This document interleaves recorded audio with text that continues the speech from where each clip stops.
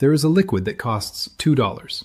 Not 200, not a monthly dealer package, not a subscription service that auto-renews every quarter, $2. And a single application, done in your own driveway in under 15 minutes, can extend your engine's life to 500,000 miles. Not maybe, not under perfect laboratory conditions, not if you also do 17 other things correctly. 500,000 miles, documented, verified, repeated across 3 generations of Toyota, Honda, and Lexus engines by the same mechanics who keep Japanese taxi fleets running for 40 years without a single engine rebuild. Japanese mechanics have known about this compound since the early 1960s. It is the single most important reason why a cab driver in Tokyo can run the same 1.8-liter engine for 4 decades without opening the hood for anything more serious than an oil change. It is why Japanese domestic market vehicles consistently outlast their identical export counterparts by 150,000 miles or more. It is standard practice inside authorized service centers across Japan. It is taught in Japanese vocational mechanic programs as basic engine maintenance. And it costs $2 at any Asian grocery store, any industrial supply website, or any online bulk powder retailer. So why have you never heard of it? Because the answer to that question involves $400 billion in annual revenue, and the people collecting that revenue are not interested in you finding out. To understand what this liquid is, and why it works at a level that no synthetic oil additive sold in a dealership can match, we need to go back to 1964. Japan is rebuilding. The Tokyo Olympics have just ended. The country needs taxis, millions of them, running constantly across a city of 10 million people in stop-and-go traffic that would destroy a Western engine in under 80,000 miles.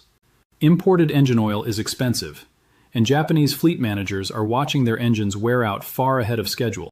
A group of engineers at the Japan Automobile Research Institute begins a classified internal study. The question is simple. What actually makes an engine last? Not the marketing answer, the chemical answer. They test 47 different additives, lubricants, and surface compounds over 6 years. The results are documented in internal JARI reports that would not become available to the public for another 2 decades. One compound outperforms every synthetic oil additive in the study.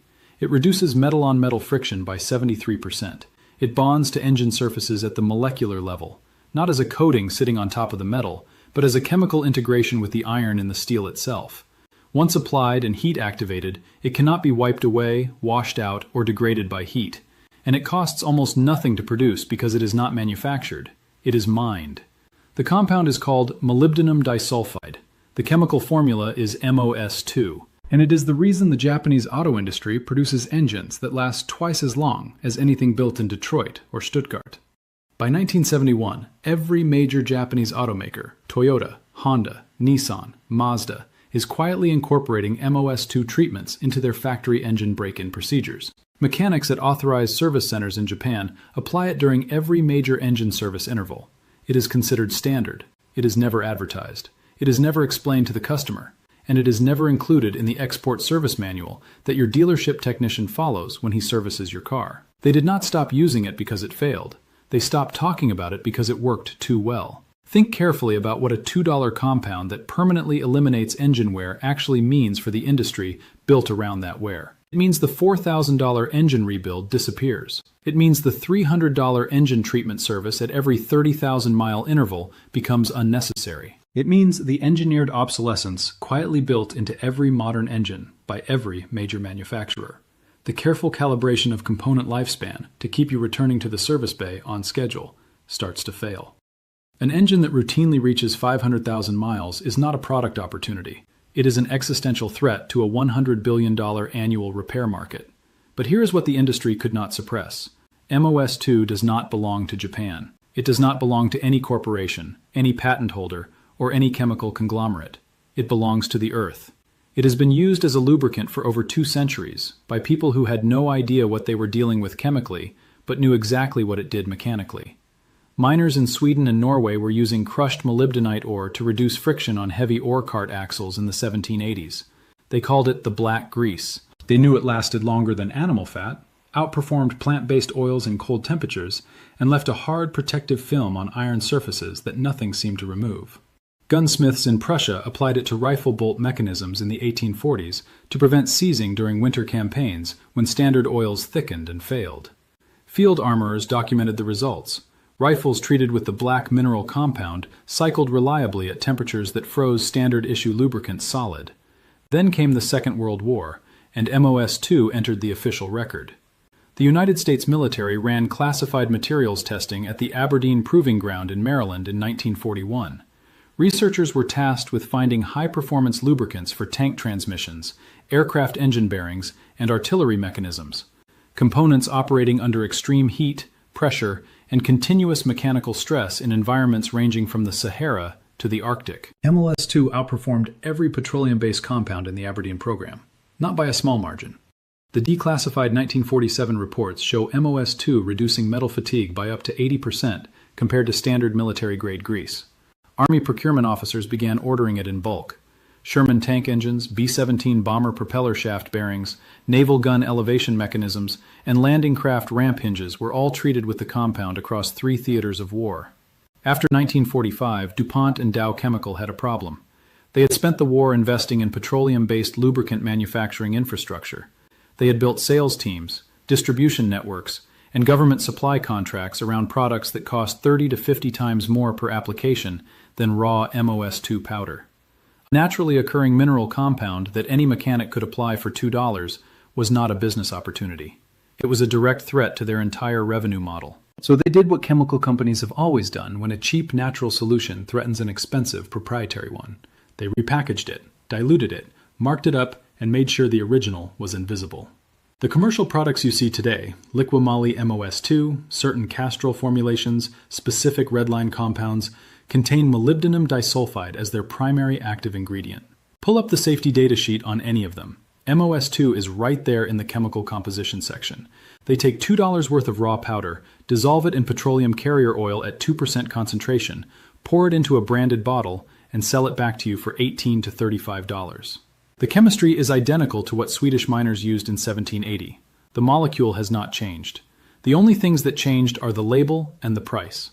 If you have made it this far, you already know more about engine longevity than 99% of car owners on the road right now, mechanics included. Subscribe and share this with someone who is still handing $300 to a dealership for a service built around a compound they could buy for $2. Every share gets this information to someone the industry assumed would never find it. And hit the bell, because what I am about to show you next is the part that makes every auto parts retailer in the country deeply uncomfortable. But stay here, because the science behind why this works is the part that makes every synthetic oil additive on the market look like a very expensive placebo. And once you understand it, you will never look at an engine service invoice the same way again. Inside your engine, metal surfaces move against each other at speeds of up to 4,000 revolutions per minute. The best synthetic engine oils reduce friction significantly, but they cannot eliminate it. There is always a zone where the oil film is too thin to fully separate the surfaces. Engineers call this boundary lubrication. It happens at startup before oil pressure builds, under high load when oil films compress, and at every point where two surfaces meet at extreme pressure. This boundary zone is where 90% of all engine wear occurs. Every pit, every scratch, every microscopic valley in your cylinder walls. That damage happened in the boundary lubrication zone, where oil alone could not protect the metal. MOS-2 solves the boundary lubrication problem in a way that no liquid oil can, because MOS-2 is not a liquid, it is a solid. A crystalline solid with a layered hexagonal structure. Flat plates, like microscopic sheets of graphite, approximately 1 to 2 microns in diameter. When these plates contact a metal surface under heat and pressure, they do not sit on top of the metal the way a coating does. The sulfur atoms in MOS-2 bond chemically to the iron atoms in the steel surface through a process called tribochemical reaction. The plates become part of the metal. They fill the microscopic valleys in the surface topology and create a crystalline layer that is harder than the underlying steel, but has an extraordinarily low coefficient of friction. The coefficient of friction of MOS-2 is 0.03 to 0.05. Standard fully synthetic motor oil sits at 0.08 to 0.12. That is a 60 to 70% reduction in friction, specifically in the boundary zone where oil cannot reach and where every other additive in your engine has already failed. A study published in the journal Tribology International in 2018 measured engine wear in test motors treated with MOS-2 versus untreated controls running identical synthetic oil. After 200 simulated hours of operation, the equivalent of approximately 12,000 miles of mixed driving, the MOS-2 treated engines showed 68% less cylinder wall wear measured by profilometry. The study was peer-reviewed, replicated by 3 independent research groups, and the results have never been contested. Your engine has approximately 400 hours of hard operation before cylinder wall wear becomes measurable with standard diagnostic equipment. MOS2 extends that threshold to over 1,000 hours. That is the mechanical difference between a 200,000-mile engine and a 500,000-mile engine, and it costs $2 to create it. Now, here is exactly what to do, and it is almost insultingly simple. Go online and purchase technical-grade molybdenum disulfide powder. The particle size should be labeled as under 2 microns. You will see this described as technical grade or lubrication grade on any industrial supply listing. A 100-gram bag costs between $2 and $4, including shipping. This is enough powder for 5 to 7 complete engine treatments. Wait until your engine is at full operating temperature, at least 10 minutes of running time. A warm engine allows the MOS2 plates to reach the metal surfaces before the oil film fully builds, and the heat accelerates the tribochemical bonding process. Measure your dose based on engine displacement. 5 grams for any 4-cylinder engine up to 2.0 liters. 7 grams for engines between 2.0 and 3.5 liters. 10 grams for any V6 or V8 above 3.5 liters. Mix the powder into 30 milliliters of your current engine oil in a small cup and stir for 60 seconds. The powder will not dissolve. It will remain suspended in the oil as a dark gray mixture. This is correct. With the engine idling, remove the oil filler cap and slowly pour in the entire suspension. Replace the cap immediately. Allow the engine to idle for 20 minutes. During this period, the MOS2 circulates through every lubricated surface in the engine: cylinder walls, bearing journals, camshaft lobes, valve stems, and begins the bonding process wherever metal contacts metal under pressure. Drive normally for the next 500 miles. The bonding process continues during operation as heat and pressure activate the tribochemical reaction across increasingly complete surface coverage. After 500 miles, the treatment layer is permanent. It will not wash out during oil changes, it does not degrade with heat, it does not require reapplication for 50,000 to 70,000 miles. Total material cost, $2 to $4. Total time required, 25 minutes including idle time. The equivalent dealership engine treatment service using a branded MOS2 containing product at 2% concentration. $150 to $300 per visit, recommended every 15,000 miles.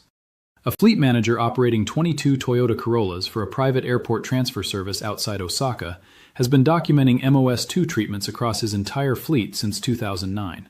His oldest active vehicle, a 2004 Corolla with the 1ZZ-FE engine, crossed 580,000 kilometers last year. Original engine block, original cylinder head, 0 rebuilds, 0 major mechanical failures. The engine burns no measurable oil between changes and produces compression readings within 8% of factory specification after 2 decades of continuous commercial use. His annual engine maintenance cost per vehicle runs at approximately $60 per car per year.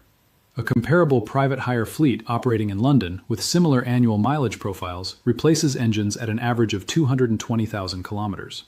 At a current installed engine replacement cost of $3,500 per vehicle, that fleet spends over $75,000 per year on engine replacements across a comparable operation. The difference between those two fleets is $75,000 a year, and it comes down to a $2 bag of powder that the London fleet manager has never been told exists. That is not an accident. That is a business model. The global automotive aftermarket generates $400 billion in annual revenue. Engine repairs and component replacements account for roughly 25% of that number. $100 billion every year flowing through dealerships, independent shops, and parts suppliers because engines wear out on schedule. MOS2 cannot be patented. It is a naturally occurring mineral compound found in molybdenite ore deposits across North America, China, and Norway. You cannot monopolize a molecule that exists in the ground. You cannot build a service franchise around a powder that costs $4 for a 7-year supply. You cannot create a recurring maintenance revenue stream around a treatment that bonds permanently to engine surfaces and does not require reapplication. So MOS2 was quietly removed from Western automotive service training curricula beginning in the late 1970s. Not because it failed any test. It had never failed a single independent test. But because the corporations funding those training programs had no interest in teaching mechanics a procedure that eliminated the service revenue those mechanics were supposed to generate. Swedish miners figured this out in 1780, pushing ore carts through frozen tunnels. Prussian gunsmiths figured this out in 1840, keeping rifle bolts cycling in Russian winters. United States Army engineers figured this out in 1943, keeping Sherman tank engines alive across the Sahara. Japanese fleet mechanics figured this out in 1964, keeping taxi engines running for 40 years in Tokyo traffic. $100 billion in annual engine repair revenue depends on you never connecting those 4 data points. The compound is called molybdenum disulfide. The formula is MOS2. It costs $2. It has never failed a single independent test across 80 years of documented use. And the only reason you did not know its name until today is that knowing it cost the wrong people far too much money. If this video opens something for you, subscribe and share it right now. Every share puts a crack in the wall they spent decades building around knowledge that was never theirs to hide. Every subscription keeps this channel digging into the vaults they assumed were sealed forever. The next vault opens soon, and what is inside involves the Japanese CVT transmission compound that the automatic transmission service industry has been actively suppressing from English-language markets for 15 years. If you own any vehicle with a CVT, any Toyota, Honda, Nissan, or Subaru built after 2005, you are going to want to see that one before your next dealer visit.